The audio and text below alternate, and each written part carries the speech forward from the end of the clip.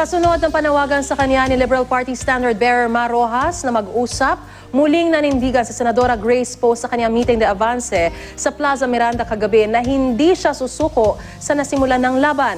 Narito po ang aking report.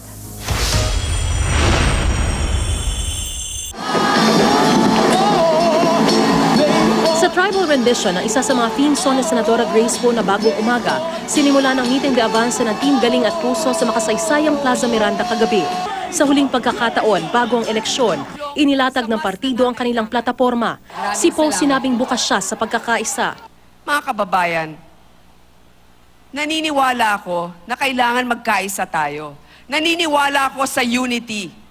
At ako'y bukas sa pag-uusap kung ito ay sincero.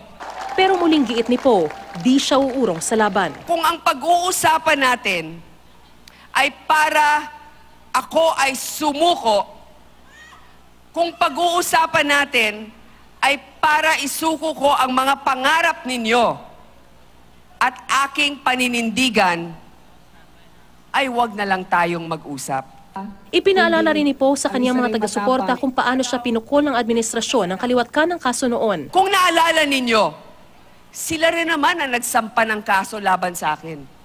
Sila rin naman ang nagpa-disqualify sa akin sa Korte Suprema.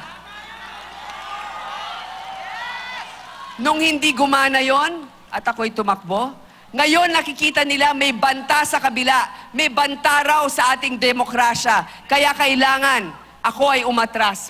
Ang running mate ni Poe na si Senador Cheese Escudero, binatikos din ng administrasyon sa tangka nitong paurungin si Poe sa laban. Bago nito, isa-isa ring nagbigay ng talumpati ang mga nasa senatorial slate ng partido.